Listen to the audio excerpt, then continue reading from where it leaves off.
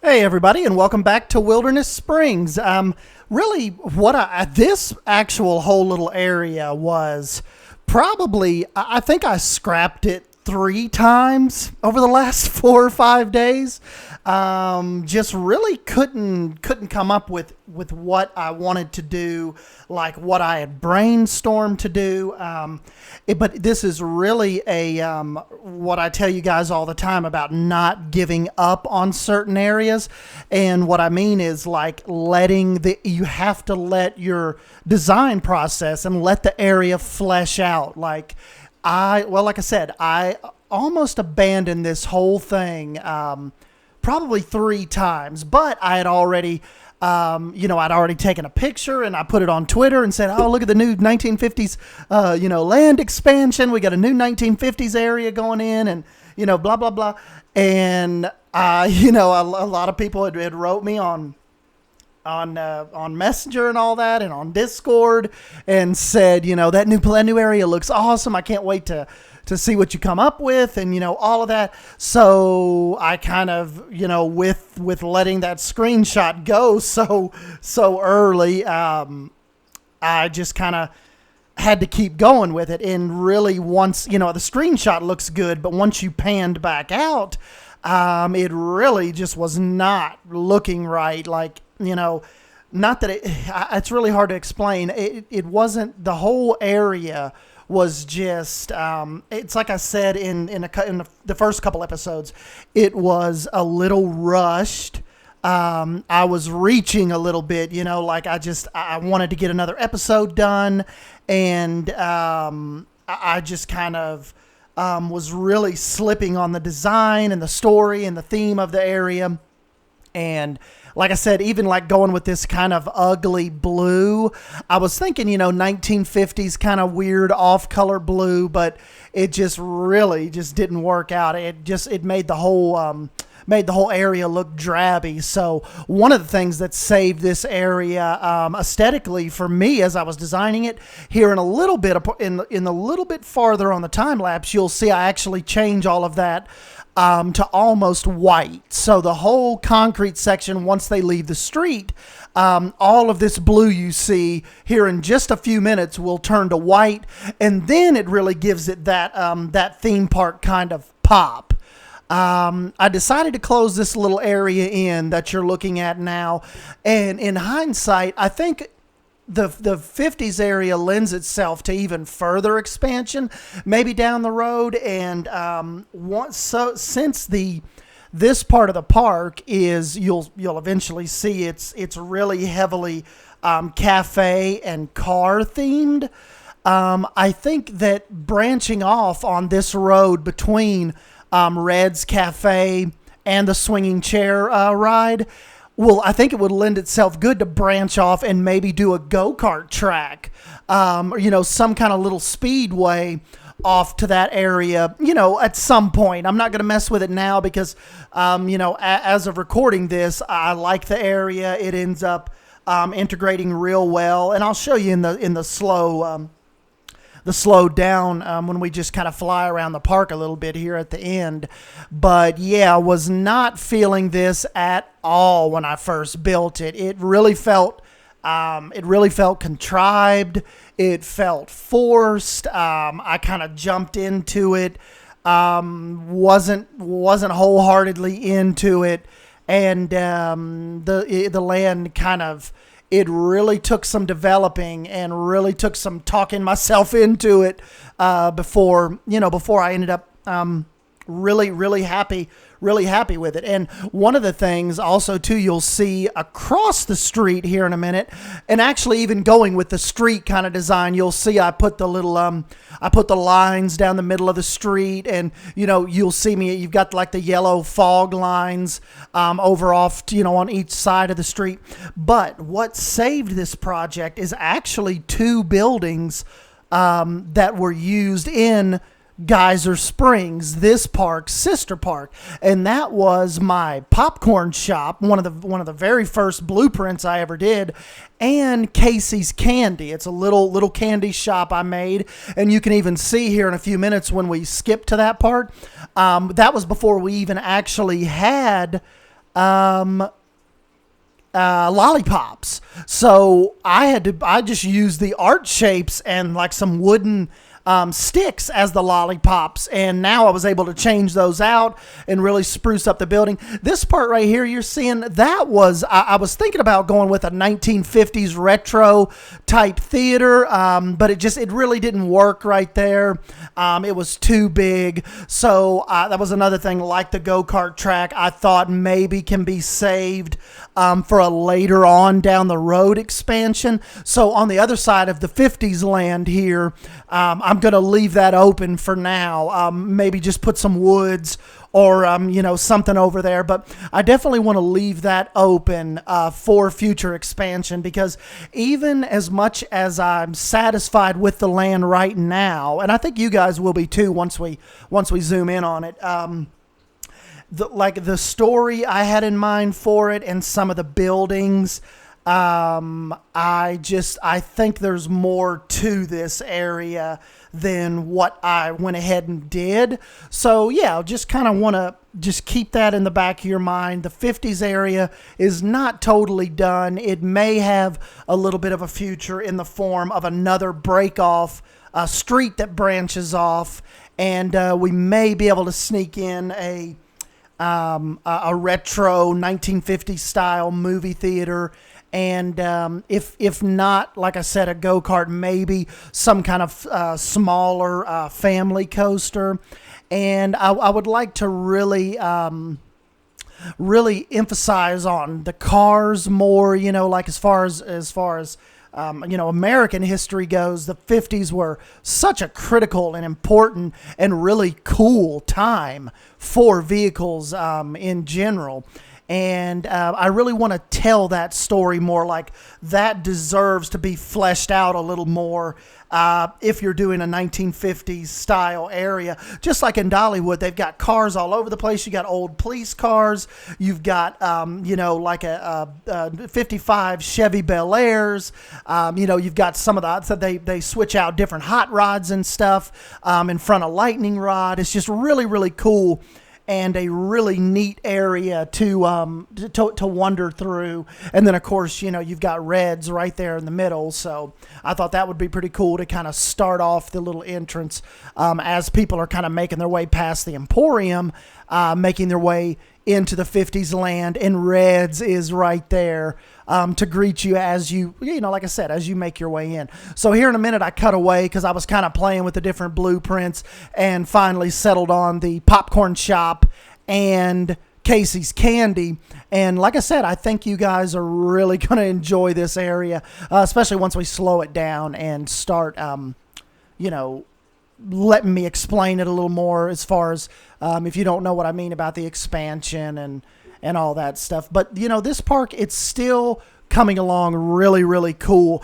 And, I think from the start, it was important to me and to us, that are involved with this and watching this, to keep the potential guest experience in mind. So, even in real parks, like the real theme parks, their ultimate success depends on, the new guest attractions, the new attractions meeting guest expectations and desires. And I just thought on a park like this, a 1950s area, you have some of the older crowd and even some of the younger crowd. They can come together, grandparents and grandkids, and they can they can enjoy this 1950s experience together, and, just the retroness of it, and what, bringing back memories to the older generation. I think it just lends itself to a really, really cool area. And like I said, with the still using 90s picnic tables here, how a lot of these parks, they'll have the different tables and the umbrellas themed to their particular restaurant. That's what I ran with here. I even put in a cosmic cow here in a few minutes, kind of connected to Casey's Candy. So, you want to be able to get your candy and also, fly over and grab a milkshake. So all in all, really family fun type area. Would love to expand on it more. I definitely think we will. So, I just have to, get your thoughts on the kind of the retro Americana type stuff. And just let me know if you think this was a good fit for this type of, family park to delve into the 50s and just really get this retro vibe type going. Like I said, I think it would have been, I really just, looking at it now, I just I grin the whole time I'm flying over it because I know how many times it was almost scrapped. And, I was even going to say, just look how easy it is when you play games like this. I'm just sitting here by myself playing this game. It doesn't work. In one tweet or one update video, I could have said, hey guys, I tried the 1950s area. It totally looked like crap. I scrapped it, but I've got this awesome area that I want you guys to see, and we'll do this instead. So, you see how easy it is to just scrap stuff, and you guys may have never been able to see all this. So that is why, like I mentioned, one of my tips to you is to, get your specific goals going, do your brainstorming sessions, and stick with it. And if you even after you've went through all that, you've spent an hour down there just trying to put stuff together, I understand. I scrap a ton of stuff on this game, but a lot of stuff, you just have to make yourself keep going with it. Give the story time to develop is really what I'm trying to say. So, all in all, I'm really proud of the area. I think you guys are going to really enjoy it. And, like I said, we just still having a ton of fun. And we, I'm still going full steam ahead with it. So let's see, you're watching episode 4. Episode 5, I've started recording a little bit of the time lapse. It kind of goes back over to the other side of the park. We start messing over there. I needed to, I actually brought in a third blueprint from Geyser Springs. It's one of my old food courts. It's like a food row that used to set on the water in Geyser Springs, if you guys remember that. And it was time to get some more food back that way, to just kind of pull some more guests back that way in preparation for more rides. And, we need to really start thinking about what's the next expansion going to be. I said we need to do some kind of jungle theme. I think even in a more moderate budget park like this, you can still have your jungle land and all that. So, I don't think that, that doesn't take away from our home park kind of vibe too terribly bad. And, I can't leave that out with the, the complete awesomeness that Frontier's given us with that pack. So I definitely think we need to, even if it's later on, once we push further back on into the park, we need to have some kind of jungle adventure area placed in Wilderness Springs. We also need to, let's see, if my notes here, we need to flesh out Homer's Creek a little more. Need to get some more foliage going on that. Need to get it some more direction. Start weaving it back a little more. And, just some general park maintenance. I was going to take Michael Greenslade's idea about having a turnaround behind the Emporium and all that, but as we talked through it a little bit and just the way the park's laid out, decided to go a different route. But I still made a pretty cool little backstage area, and I included that in this time lapse too. I know you guys are probably saying, yeah, that's why it's probably 20 minutes long again. But I wanted you guys to see that part too. Behind the Emporium is finished.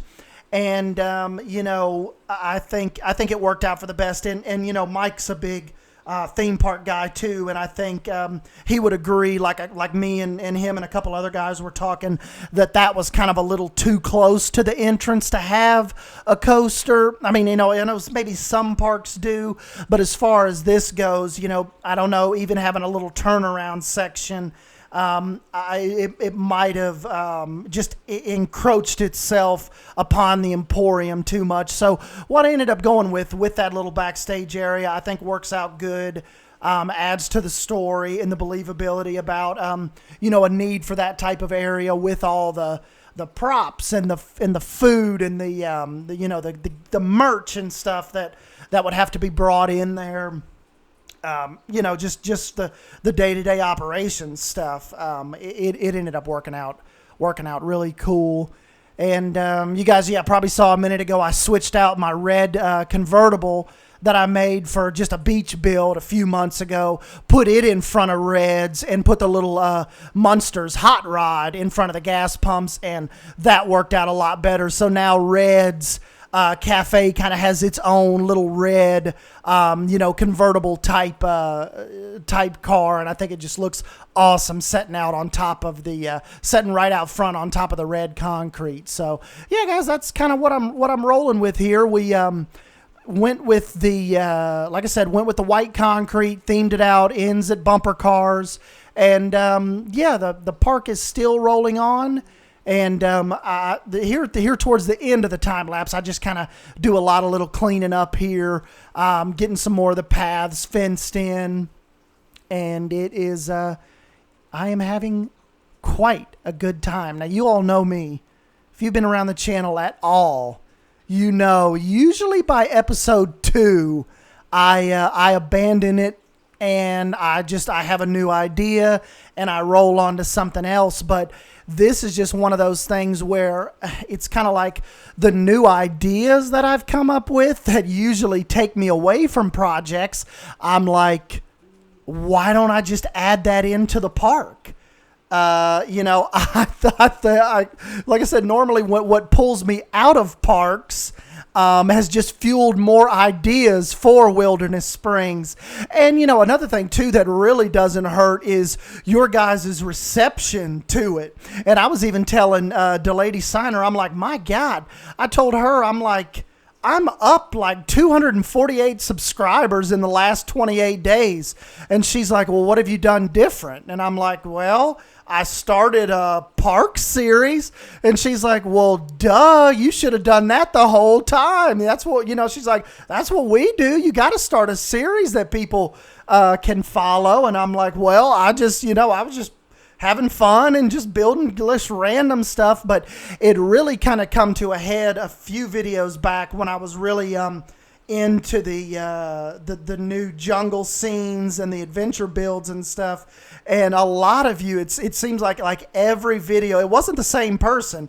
Every video I had somebody else commenting and saying, man, I love your builds, but it would be so much cooler if we had an actual series from you to follow, because, that's what you guys are after. You guys are really invested in series and parks and seeing how stuff progresses. And I really just hate I didn't do a consistent series earlier than this. But if this is what you guys are enjoying, and I'm definitely enjoying it. So I say we just keep this up for the time being, and at least till we finish up on Wilderness Springs and get it on the workshop for you guys to mill around with yourself. And maybe we'll jump into something new. But I am just having a blast. And I know a lot of it to geekism too, because behind the scenes, he was one of, another one of my buddies that said, man, you need to do a real series. He's like, I hated not to be able to feature you in the series spotlight that I did. But he's like, don't take it personal, but you don't do any real series. And that's what that was for. So, that's really another thing that kick-started me on this. And so here we are, episode 4, going into episode 5, and I'm having a blast. So let's go ahead and jump out of this time lapse real quick, and we will fly around the park a few minutes, show you guys some of this stuff in real time, and then, as always, you can let me know what you think below before we move into episode 5. All right, hold on one sec. All right, guys, we are back. Let me give you a little sneak peek of episode 5 real quick. This was that food court that I was talking about that I brought in from Wilderness Springs. And I think, too, what'll be cool is I'm going to have like a little kind of like a boardwalk type of area with picnic benches and umbrellas and stuff right here that that they can grab their food and kind of set over the creek a little bit as the creek flows underneath the boardwalk. So I thought that'd be pretty cool too, just to have that, have like a little eating area like that. But what we're really here for this time is the 50s area. Like I said in the time lapse, I think it for really being close to totally abandoning it to just stopping it 2 or 3 times. I think it I think it come out pretty cool for what we're trying to do here. Pretty believable. I think we've got the like I said, the Casey's candy, and I was able to put the real lollipops in and just add some different candy and stuff to the facade, and was able to add the little Cosmic Cow milkshake stand. And I think these signs, they lend themselves really good to that whole 50s style theme. This right here is just a generic building. I figure if anything, it could be like it's kind of like a filler building, but I thought it'd be cool to maybe just be like a management type building. You see some of those around Dollywood where you can't really go in them, but employees and stuff can access them. May even be a cool spot to put one of those little staff rooms right there, and kind of cap the end of the 50s area off with the bumper car ride. So that is pretty cool. As I was building this, the 50s area was a pretty hopping place. Like I said, I've only allowed 200 guests in the park, and most of them was back in here. It was jumping when it first opened. Brought my little 50s convertible in here and set it up. And back when I really built that, we didn't even have tires. So nowadays that I have those awesome 1955 Back to the Future type tires, I slap those on anything I can. They look really, really cool. And Red's Drive-In from way back in the Geyser Springs days has found a new home in Wilderness Springs, and I think it just really, really cool addition to the 50s area. Right as everybody comes in. So yeah, you can see basically once you make your way into the gate, you've got your Emporium, you've got Calhoun's, you've got your Pip Shop where you can head off that way. Or you can make your way off to the left here and hang a left at the fire department, and you are in the 50s area.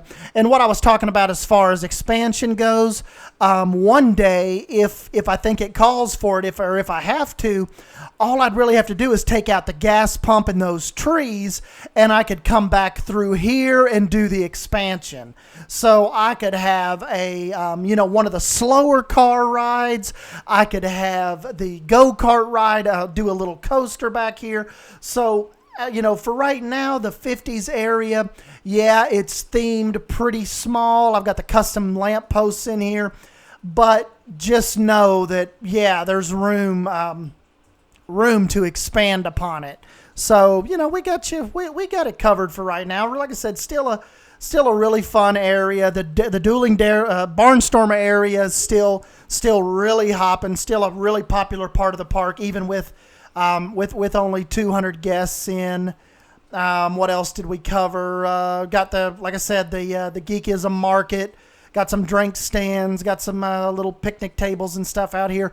Haven't really messed with the Mine Train coaster yet. I don't know what episode I'll really get back into that, but I know I definitely need to start on it because, like I said from the last episode, I've really only messed with the main lift hill here, so that is something I need to get working on and get these construction walls down. I just need to come up with some kind of suitable layout, and I will get back to working on that.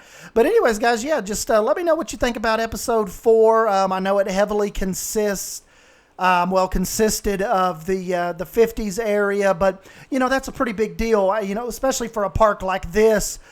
Just adding in an expansion area like that. So I think it kind of warranted its own episode. It was really, you know, couple hours worth of recording in real life. And, you know, so even it took us a while just breaking it down to 20 minutes worth of time-lapse footage. So anyways, guys, yeah, I will jump on out of here. I'm Sdanwolf. Smash that like button if you end up enjoying this video. And like always, let me know your thoughts down below of what you think of Wilderness Springs so far. And we will continue this.